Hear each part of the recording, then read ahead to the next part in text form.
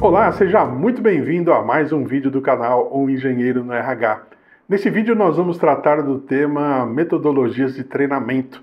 Nós vamos trazer as 10 metodologias mais comuns e mais interessantes aí para treinamento, falar um pouquinho das características, vantagens e desvantagens de cada uma. Mas antes, não se esqueça, deixe seu like nesse vídeo, inscreva-se no nosso canal, deixe aí também seus comentários, suas dúvidas e sugestões de temas que você gostaria de ver aqui no canal. Bem, o que são metodologias de treinamento? Como nós chamamos, os formatos de treinamento. Eu vou citar aqui 10 que eu considero que são os mais importantes e os mais usuais métodos de treinamento. O primeiro deles é a metodologia de treinamento presencial. O treinamento presencial é aquele treinamento tradicional, sala de aula, professor, instrutor ou facilitador ali na frente dos alunos. Essa é a chamada metodologia presencial. O que ela traz de vantagens? Primeiro, quando você tem questões técnicas envolvidas. Por exemplo, um curso técnico onde eu tenho que ensinar as pessoas a lidar com equipamento. Um curso, por exemplo, da área de saúde, odontologia, medicina, onde eu tenho que praticar com os alunos alguns procedimentos. Não tem como fazer isso se não for de uma forma presencial em um laboratório, por exemplo. Essa é a grande vantagem de um treinamento presencial. É também a interação entre as pessoas que estão ali trabalhando de certa forma juntas naquela sala de aula. Embora existam outras metodologias que a gente vai citar que promovem também essa interação. Desvantagens do treinamento presencial: se a gente pensar em uma empresa que precisa treinar ali um grande volume de funcionários, ela vai ter que cuidar do deslocamento desses funcionários, de uma eventual hospedagem desses funcionários, se eles forem de outras regiões. Ela vai ter que alocar salas, ela vai ter que gerar materiais, ela vai ter que considerar aí uma série de fatores que geram despesas, geram custos. Então, o treinamento presencial muitas vezes tem um custo que tem que ser considerado desses diversos fatores que são necessários para que ele ocorra. Por isso surgiu já há algum tempo a segunda modalidade que a gente vai citar, que é o treinamento online. O treinamento online ele veio em primeiro lugar, assim, a primeira ideia dele foi reduzir esses custos do presencial, principalmente dentro das empresas. Quando você tem numa empresa, como eu citei, um grande volume de pessoas que precisam fazer um treinamento, se eu puder colocar esse treinamento online, eu não vou ter despesa de deslocamento, eu não vou ter uma série de outras despesas que eu teria se eu tiver que mover essas pessoas juntas para uma sala de aula. Então esse foi o primeiro ponto do online. Mas depois, com o passar do tempo, o online foi se tornando mais interessante. A própria pandemia nos obrigou aí a adotar o online em diversas situações, onde hoje ele está bastante consolidado. Então, uma grande vantagem do online é a flexibilidade. Se você tem aulas gravadas, por exemplo, a pessoa pode assistir no horário que ela quiser. Ela pode participar de alguns eventos chamados síncronos, por exemplo, uma sessão no Zoom para tirar uma dúvida, continua sendo online. Então, ela teria eventos assíncronos, que são aqueles gravados, que ela pode fazer a hora que ela quiser, alguns outros eventos síncronos. Próprios cursos de pós-graduação, graduação e tudo mais estão adotando percentuais cada vez maiores de aulas online. Mas e quando eu tenho, por exemplo, uma atividade prática que eu citei no presencial como sendo uma das grandes vantagens do presencial? Como é que fica online nessa situação? Pois é, aí vem a terceira modalidade, que é o treinamento híbrido ou blended, como alguns falam, onde você mistura partes online e partes presenciais. Aí com muitas vantagens. Imagina o seguinte, imagina que você tem que treinar uma equipe de 20, 30 pessoas para operar um equipamento, para fazer uma manutenção. Imagina assim, uma empresa que fornece equipamentos de ar-condicionado, por exemplo. Ela tem que treinar ali vários técnicos para fazer instalação, manutenção e tudo mais. Toda a parte teórica do funcionamento do ar-condicionado, da ligação elétrica, de como é que ele vai ligar aquele aparelho em 220, em 127, enfim, vários detalhes, por onde que ele vai fazer conexões no equipamento, questões de altura, posicionamento, tudo isso pode ser dado numa parte online, com vídeos, sem problema nenhum. E aí, vão faltar algumas horas de treinamento de mão na massa, onde ele vai precisar ir num laboratório, numa oficina e falar, bom, como é que eu mexo nesse equipamento? Como é que eu faço aqui um diagnóstico para detectar se está tudo funcionando corretamente? Então veja, o treinamento híbrido, qual a grande vantagem dele? Eu consigo mesclar em um mesmo treinamento parte online, onde eu vou ter um custo reduzido, e a parte prática ela fica mais concentrada. Então imagina o seguinte, ao invés de eu ter um curso, sei lá, de 10 dias, onde eu vou passar toda a teoria e em seguida fazer laboratório, parte prática, eu divido isso. Eu faço 5 dias online, somente 5 práticos. Então a parte prática, onde eu vou ter deslocamento de pessoas, hospedagem, custos, né, que eu vou ter que ter de laboratório, de locais que eu vou precisar utilizar, vão ficar menores. Eu consigo reduzir no tempo. Então a grande vantagem do treinamento híbrido ou blended é essa possibilidade de eu trazer o melhor do presencial e o melhor do online em um único pacote de treinamento. Bem, uma quarta modalidade de treinamento também muito conhecida, muito falada, é o treinamento on the job, o on the job training. O que é isso? É você fazer com que a pessoa aprenda durante o seu trabalho. Na verdade, um on the job training, a pessoa é movida, é colocada em algum lugar para aprender. Então imagina o seguinte, você tem ali numa empresa alguém que faz muito bem um trabalho, seja alguém de uma área financeira, de uma área de RH, alguém de uma área técnica, por exemplo, eu coloco uma pessoa que está aprendendo para trabalhar junto com ela durante um período. Formalmente seria um on-the-job training. Essa pessoa é deslocada para trabalhar ali e aprender durante esse processo. Qual a grande vantagem disso? É um aprendimento real, né? Um treinamento com aprendizado real na prática. É um treinamento onde ela vai observar ali o que acontece de verdade. Imagina, por exemplo, uma pessoa de atendimento, de cliente, algo assim, que está do lado de um atendente mais experiente. Ele vai pegar ali diversas dicas, né, no dia a dia de como ele fazer aquele trabalho da forma mais adequada. Então essa é a grande vantagem de um on-the-job training.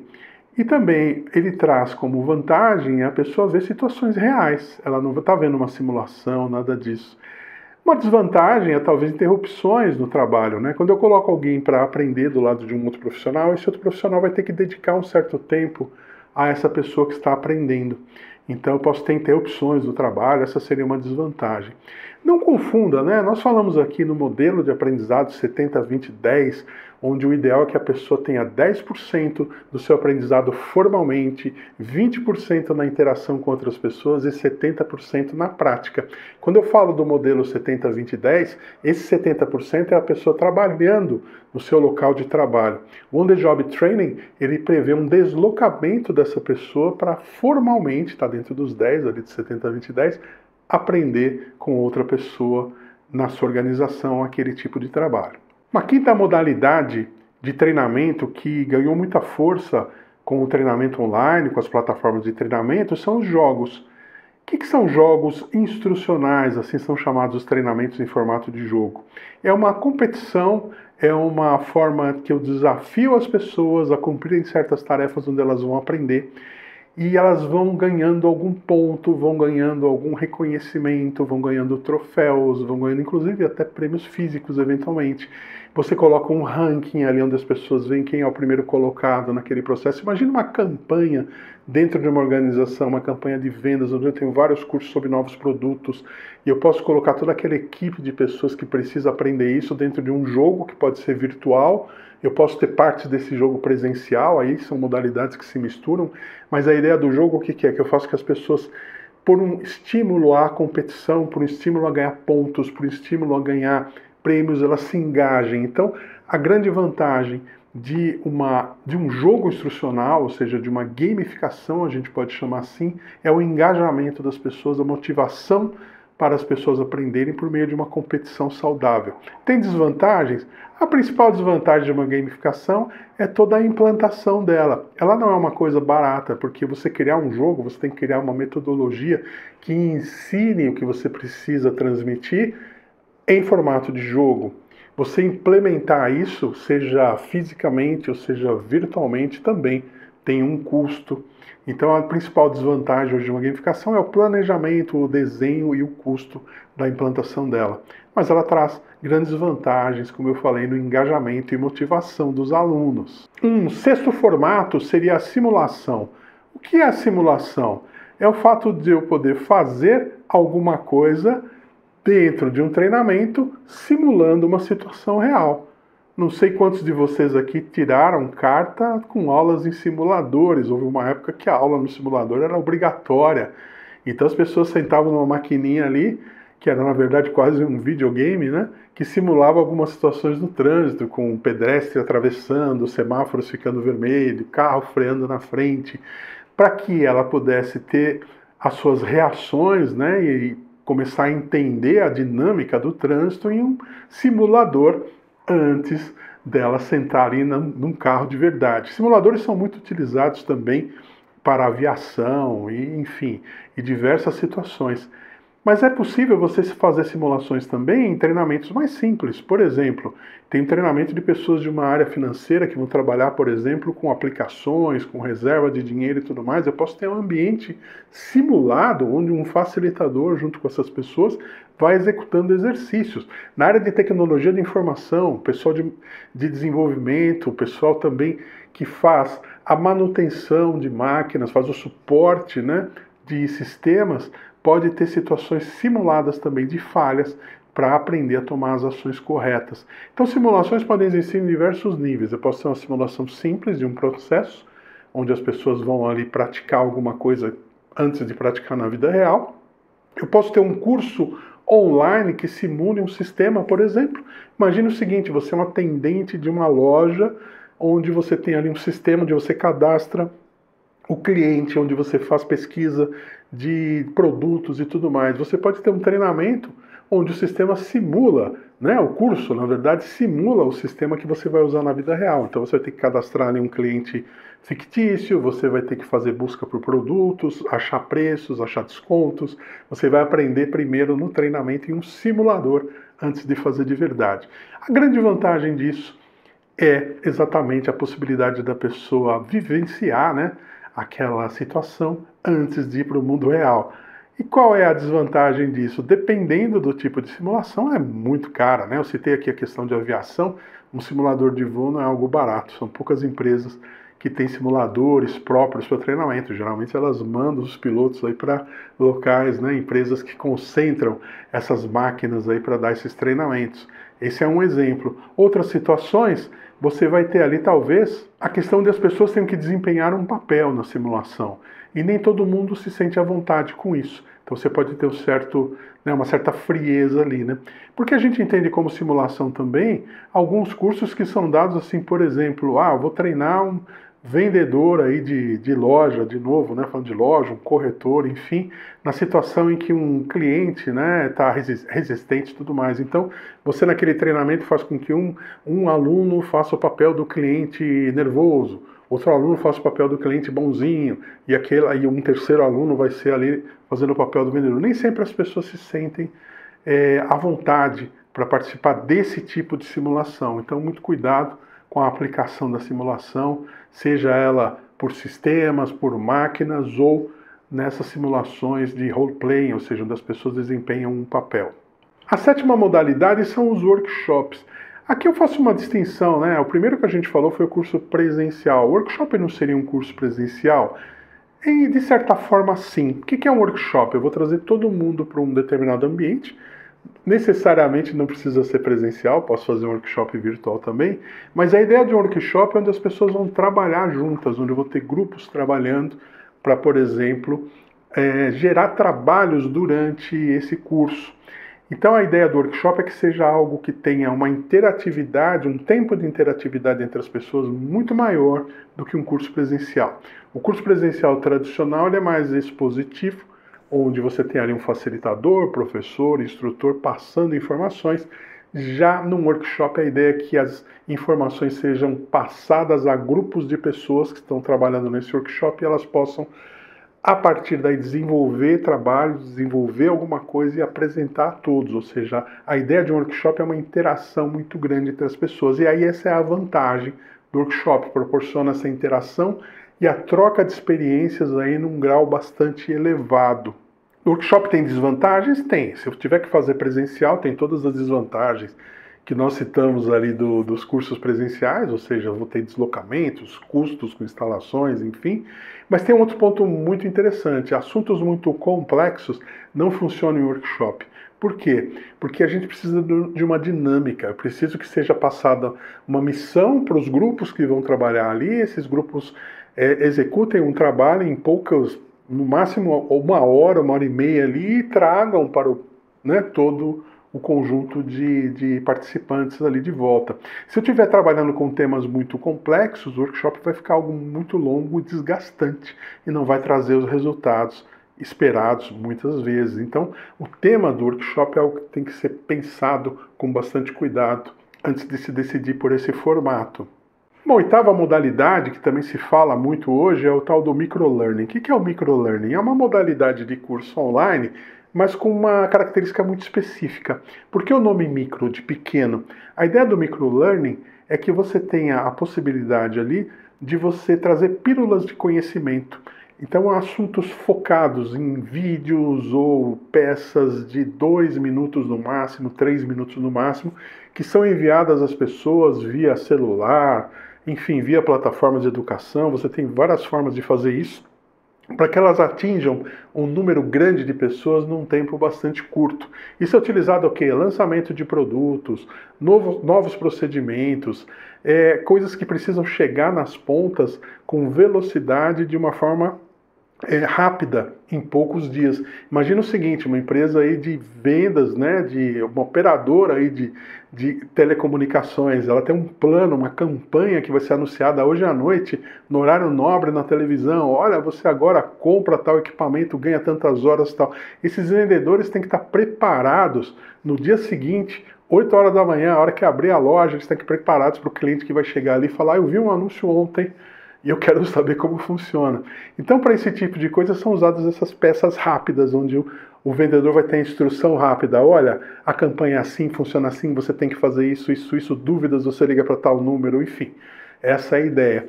Por isso é chamado de microlearning. Eu vou enviar isso rapidamente para as pessoas. Vantagens disso: velocidade, o foco. Eu vou fazer peças focadas porque elas são curtas, Desvantagens: não posso tratar aí assuntos longos, Não foi feito para isso.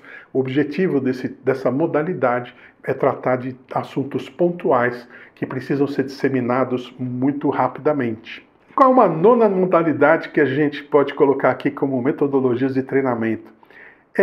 Os estudos de caso. Estudos de caso, como é que funciona? Você vai trazer um caso geralmente real, vai colocar aos alunos e eles vão trabalhar nesse estudo de caso, eles vão entender, eles vão, a partir de acertos e erros que estão nesse estudo de caso. Então, por exemplo, imaginem pessoas que estão fazendo ali um treinamento sobre um assunto mais técnico, um assunto voltado à administração, por exemplo. Eu trago um estudo de caso de uma grande empresa que teve a seguinte situação, teve o seguinte problema e fez isso não deu certo, isso deu certo. Então isso permite que as pessoas aprendam com erros e acertos de outras empresas. É importante que o estudo de caso seja feito em cima de exemplos reais. Você fazer estudos de caso em cima de exemplos fictícios normalmente não funciona, porque vão faltar elementos ali para que as pessoas acreditem naquilo e aprendam com aquilo. Então é importante, A grande vantagem do estudo de caso é você permitir que as pessoas aprendam com erros e acertos de outros. E os pontos de atenção, não diria que são desvantagens, é você ter casos reais que realmente despertem o interesse das pessoas e facilitadores muito bons. Um estudo de caso requer um facilitador muito experiente. Por quê? Porque o facilitador vai nesses grupos, vai nessas pessoas que estão estudando o caso e vai estimular que elas busquem saídas ali com aqueles exemplos do estudo de caso que está sendo feito. Então, 2 pontos de atenção: casos reais e facilitadores com bastante experiência. Aí o estudo de caso realmente vira uma oportunidade de aprendizado muito grande. E por último, 10ª modalidade que eu queria colocar aqui são os famosos também mentoring e coaching. Qual a diferença? Mentoring vem da palavra mentor, professor, mestre, aquela pessoa experiente que vai orientar alguém menos experiente. Então a mentoria em qualquer assunto é eu ter alguém experiente nesse assunto que vai orientar alguém que precisa aprender esse assunto. Essa orientação pode ser feita de diversas formas. Encontros virtuais, encontros presenciais. Então eu vou estar usando modalidades presenciais, modalidades online, vou estar usando aí on-the-job training muitas vezes, vou estar usando uma mistura dessas modalidades dentro desse processo de mentoring. E não necessariamente o mentor é sempre uma pessoa com mais idade, mas é uma pessoa com mais experiência no tema. Eu já vi muitas situações de pessoas em empresas com mais tempo de empresa e mais idade serem mentoradas por pessoas mais jovens em assuntos principalmente de tecnologia. Quando existe um boom de tecnologia, de inovação, e você tem ali na empresa jovens que estão trabalhando com isso, estão aprendendo, eles podem ser mentores de pessoas que estão na empresa há mais tempo e não tiveram a oportunidade de aprender essas novidades. Mas usualmente, né, o mentor é alguém que está ali já há mais anos fazendo aquele tipo de trabalho e ele vai orientar a pessoa mais nova. E nós temos também o coaching, né? Qual que é a diferença? O mentor, então, é esse papel, né? O mentoring é o papel da pessoa que vai orientar mesmo o outro a aprender. O coaching, ele não diretamente ensina. O coaching é alguém que desafia a pessoa a se desenvolver. O processo de coaching é fazer com que a pessoa perceba, né, o seu potencial, perceba as suas limitações e ela busque se desenvolver e dentro desse desenvolvimento, claro, está o aprendizado. Então essa última modalidade, mentoring coaching, são duas formas de levar as pessoas a se desenvolver com o apoio de outras pessoas, seja um mentor ensinando diretamente, orientando diretamente, ou um coaching, aquele que vai despertar a pessoa para ela buscar ali o seu potencial, vencer as suas limitações, reconhecer suas limitações e vencê-las. Bem, essas são 10 modalidades de treinamento que asseguram o aprendizado das pessoas desde que bem aplicadas. Nós falamos aqui das principais vantagens, desvantagens ou pontos de atenção de cada uma delas. Espero que esse vídeo tenha sido útil para você ter uma ideia do que é possível fazer nos processos de aprendizado. Não esquece, deixe seu like nesse vídeo, deixe também aí seus comentários, suas dúvidas, deixe também sugestões de temas que você gostaria de ver aqui no canal. E inscreva-se no nosso canal, isso nos ajuda a continuar trazendo novidades aqui todas as semanas. Muito obrigado e até um próximo vídeo.